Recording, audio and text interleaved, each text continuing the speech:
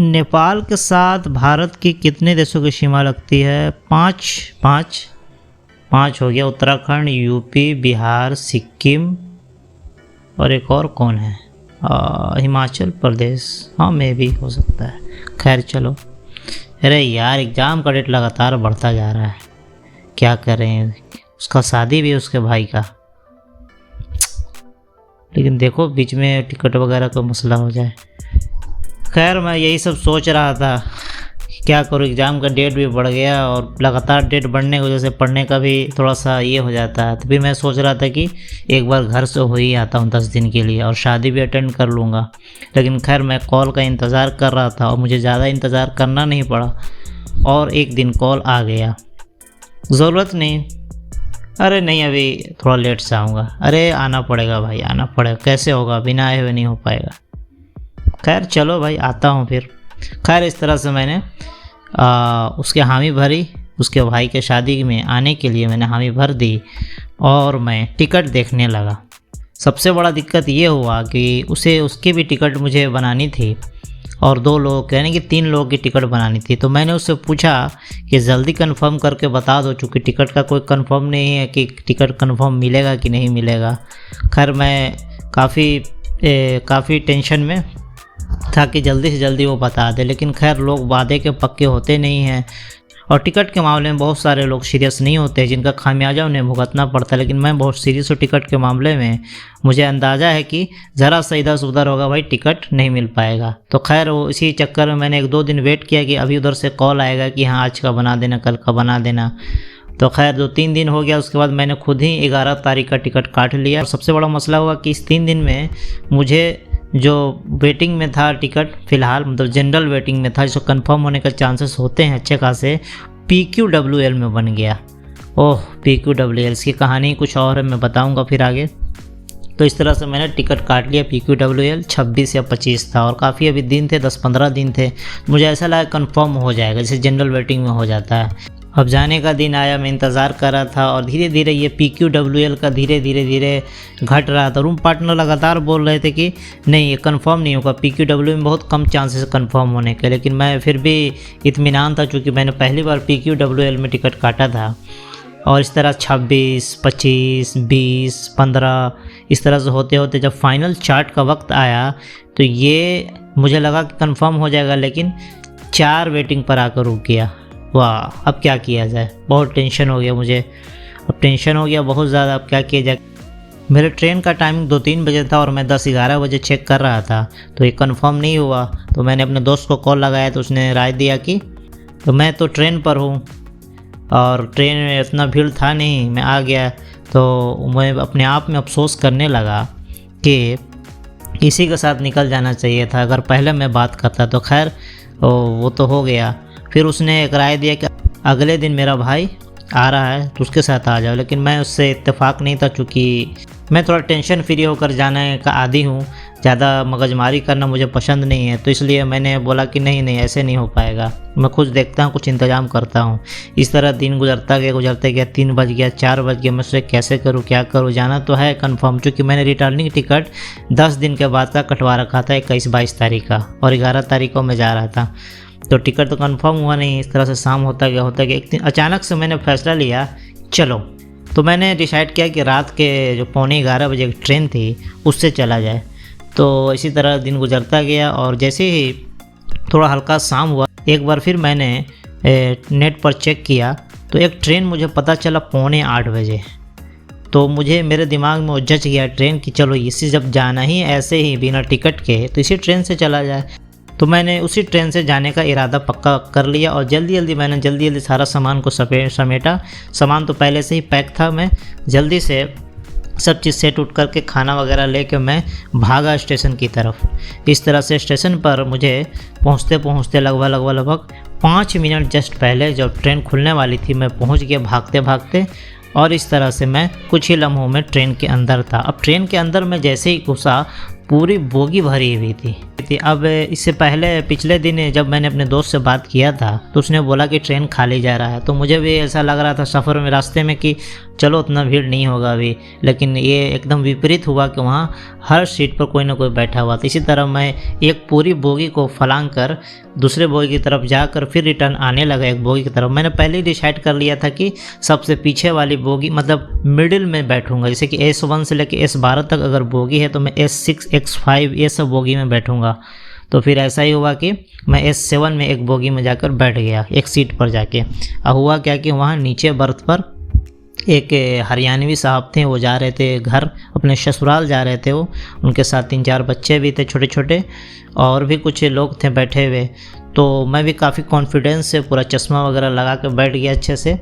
तो मैं अच्छे से बैठ गया और ज़रा सा भी किसी को संदेह नहीं होने दिया कि मेरे पास टिकट है कि नहीं, एकदम कॉन्फिडेंस से बैठ गया। इतना कॉन्फिडेंस से बैठ गया कि कोई आदमी मेरे तरफ आंख उठाकर भी नहीं देख पा रहा था कि इसके पास टिकट है कि नहीं, पूछे कि नहीं इसका कौन सा सीट है। लेकिन मैं बैठ गया कॉन्फिडेंस से एक सीट पर, लोअर बर्थ पे। अब इसी तरह ट्रेन चलने लगा, कुछ देर में मैंने राहत की सांस ली। मेरा इरादा था कि जैसे टीटी आएगा मैं उसको पैसा दे दूंगा और वो टिकट बना देगा, बड़ी आसानी से बन जाती है और ये सबसे अच्छा तरीका है, आपको कोई घबराने की ज़रूरत नहीं है। लेकिन यह है कि सीट मिलने का कोई गारंटी नहीं है। तो खैर इसी तरह मैं ट्रेन चलने लगा और मैं इसी इंतज़ार में था कि टीटी अब आया तब आया। अब उसी क्रम में हुआ क्या कि जो हरियाणवी था उसकी बीवी थी, काफ़ी ज़्यादा लड़ाई झगड़ा उन लोग में हो रहा था, काफ़ी ज़्यादा लड़ाई झगड़ा हो रहा था। और इसके जो बच्चे थे उसी लड़ाई झगड़े में वो भी काफ़ी हंगामा मचा रहे थे। अब इसी में ऐसा क्या हुआ कि इसी हंगामे में क्या हुआ कि वो गरमा गया, हरियाणवी साहब गरमा गए और उसने अपने बच्चों को इतना कस के मारा सिर पर कि खून बहने लगा। अब हुआ क्या कि खून बहने लगा तो अब अलग ही मसला क्रिएट हो गया कि अपने ही बच्चे को मार दिया।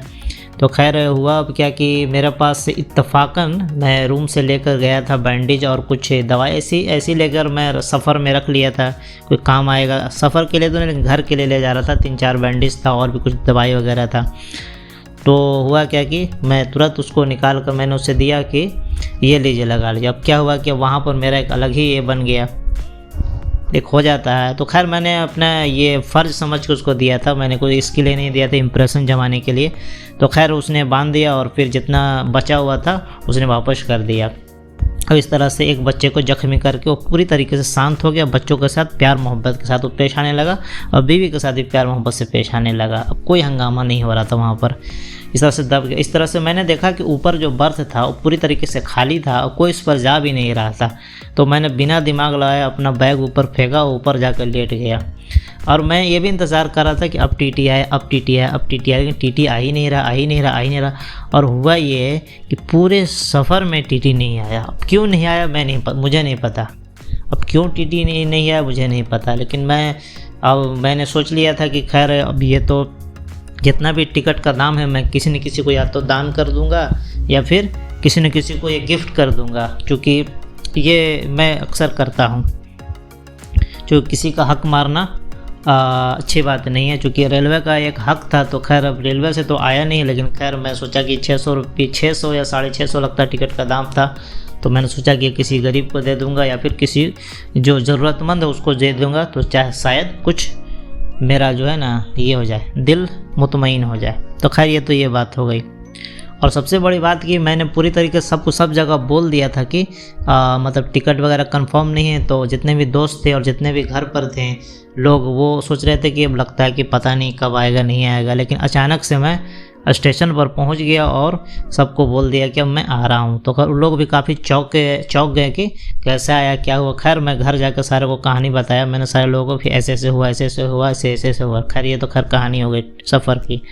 अब हुआ क्या कि कुछ दिन के बाद एक दोस्त को और बुलाना था मुझे हैदराबाद से उसी शादी के लिए। तो अब हुआ क्या कि कैसे आया कैसे, मैंने उसको वही अपना वाला टैक्टिक्स बताया कि बिना दिमाग लगाए ट्रेन पर चढ़ो और टीटी को पैसा दो और आ जाओ। और वो भी इसी तरह से वहाँ से आया, उसे 1100-1200 लगा। तो खैर ये तो ये हो गई सफ़र की कहानी। इस तरह से मैंने काफ़ी अच्छे से अटेंड किया शादी वगैरह, पूरे अच्छे से अटेंड वगैरह करने के बाद अब जब मैं 21 तारीख को रिटर्न जाने लगा तब हुआ क्या कि मेरा तो कंफर्म सीट था, इसमें कोई शक नहीं। लेकिन ये जनाब को मैंने बोला था, अपने दोस्त को मैंने बोला था कि भाई तुम पहले बता दो कितनी तारीख को रिटर्न जाओगे तो मैं टिकट काट देता हूँ, लेकिन इसने बताया नहीं। अब हुआ क्या कि ये भी मेरे साथ ही लटक गया। तब ये एक के साथ एक और था, यानी कि पूरे 3 लोग हो गए एक सीट पर। इतनी दिक्कत हुई पूरे सफ़र में, इतनी दिक्कत हुई, ओह मत पूछो।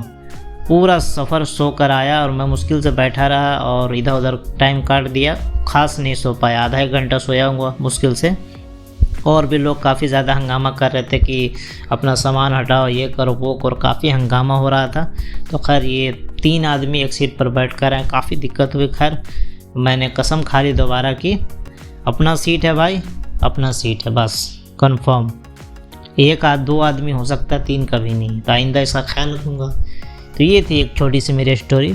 अब ये इसमें 2 चीज़ें, ये चीज़ मैं आपको ख़ास बताना चाहूँगा। पहला तो ये कि कभी भी PQW एक की मतलब ट्रेन में जब भी टिकट काटेंगे तो आप देखेंगे कि एक तो खैर कंफर्म टिकट कटता है, उसके बाद RAC आती है, उसके बाद जनरल वेटिंग आती है, जनरल वेटिंग लिस्ट, और एक आता है PQWL। आप कभी भी PQWL में टिकट ना काटें, इसमें कंफर्म होने का चांसेस बहुत कम होता है, बहुत कम, हमेशा आपको धोखा हो जाएगा। और जनरल वेटिंग में भी आप काटें तो आपको उसका अंदाज़ा होना चाहिए कि हाँ कहाँ तक ये कंफर्म होता है, नहीं तो RAC या फिर कंफर्म टिकट ही काटें। लेकिन खैर इमरजेंसी हो जाती कभी कभी, तो कोशिश करें कि जनरल वेटिंग में काटें, PQWL में नहीं काटें। और इसी तरह एक चीज़ और मुझे बताना था कि कभी भी आपके पास टिकट नहीं हो तो आप ज़रा सा भी टेंशन न लें। कभी आपको इमरजेंसी में जाना हो, ऐसा कि किसी का अचानक से शादी आ गया, किसी का कुछ इमरजेंसी हो गया, तो बिना दिमाग लगाए आप ट्रेन पर बैठ जाएं, एकदम जो बोगी होता है स्लीपर सीट या किसी में भी चले जाएं, कोई हंगामा नहीं है। बस TTI आप उसको पैसा कटवा दें पूरा बराबर 6.5, मतलब जितना भी जो स्लीपर का जो दाम होता है वो लेगा, टिकट बना देगा। इत्मीनान से आप कम से कम ट्रेन पर आ सकते हैं, बैठ सकते हैं, कोई दिक्कत नहीं होती है, कोई डरने की ज़रूरत नहीं है भागते फिरने की। बस आपके जेब में थोड़े पैसे होने चाहिए बस, और कोई बहुत ज़्यादा नहीं पैसे लगते हैं। इसलिए कभी भी जो सफ़र हो 10 घंटा 12 घंटा 15 घंटा का और टिकट अभी नहीं हो तो उसका मन नहीं मारने का है, एकदम घर जाने का है, कोई दिक्कत नहीं, घर जाने का है, या फिर कोई पार्टी अटेंड करने का है, कोई शादी अटेंड करने का, या कोई इमरजेंसी उसको अटेंड करने का है, तो कोई मन नहीं मारने का है, एकदम चले जाने का है, कोई मसला नहीं है उसमें, कोई बड़ी बात नहीं। एक दिन आप हर दिन रूम पर आराम से सोते हैं, पढ़ते हैं, सब काम अच्छे से करते हैं। एक दिन कभी कभार 2-4 महीने में अगर दिक्कत उठाना पड़ता है, आपको नींद से कुर्बानी देनी पड़ती है, कोई बड़ी बात नहीं है, इतना आपके अंदर ताकत होनी चाहिए। तो खैर ये तो इमरजेंसी केस में मैंने बताया। ऐसे आप कोशिश करें कि मतलब कभी भी आने जाने का 2-3 महीना पहले ही टिकट आप काट लें, क्योंकि उसमें क्या होता है कि आपको कम पैसे में काम बन जाते हैं। और नहीं तो आप नज़दीक दिनों में आप कटवाएंगे एजेंटों से, तो एजेंट लगभग डबल ट्रिपल ले लेते हैं। मान लें कि आपका टिकट का दाम 450 या 500 या 550, तो एजेंट 1500, 1000, 1200 लेंगे, या फिर AC का है तो 2000 पार कर देंगे। इस तरह से होते हैं और फिर बहुत ज़्यादा पैसा लग जाता है। इसलिए कभी भी ख्याल करें, या तो पहले टिकट काट लें, या फिर आपको जाना हो तो डायरेक्ट उसी दिन चले जाओ, ट्रेन में टिकट बनवा लें, आपको एजेंट के झंझट से दूरी मिल जाएगी। कम ये अब मैं बता रहा हूँ 10 घंटा 12 घंटा से ज़्यादा के सफ़र के बारे में नहीं बता रहा हूँ मैं। हाँ 24 घंटे का सफ़र है तो आप टिकट लेकर ही जाएँ। तो खैर ये तो टिकट की बात है। और दूसरी बात ये कि कभी भी आपका जो सीट है, अपना ध्यान पहले रखें, अपना ध्यान आप पहले रखें कि हाँ मेरा सीट है, मैं इस पर बैठूंगा, मैं इस पर इतने देर सोऊंगा। मतलब आप अपना जो शर्त है उसको कंप्लीट करें कि मैं इस पर 4 घंटा सोऊंगा, 6 घंटा सोऊंगा, रात में तो मैं सोऊंगा ही सोऊंगा इस पर, बाकी दिन में नहीं सोऊं, इधर उधर बैठ के गुजार दूंगी, रात में तो भाई 3-4 घंटा सोऊंगा। ये सब शर्त पूरा कंप्लीट कर दें, तभी एग्री करें कि हाँ तुम चलो मेरे साथ, कोई दिक्कत नहीं है। बाकी और सब चीज़ें आप खुद संभाल लेना है। तो ये सब चीज़ क्लियर कर दें, सफ़र में आसानी रहती है। और बाकी एंजॉय करते रहें, दोस्ती कायम रखें, लड़ाई झगड़े से बचे रहें, और हमेशा लोगों की मदद करें। ऐसा नहीं कि वो मदद कर देगा वो मदद करेगा, नहीं, अगर आपके पास सोर्स है तो आप मदद करें, और लड़ाई झगड़े इस सब चीज़ से दूर रहें। चलिए तो बना मत चैनल ट्रैवल स्टोरी के साथ।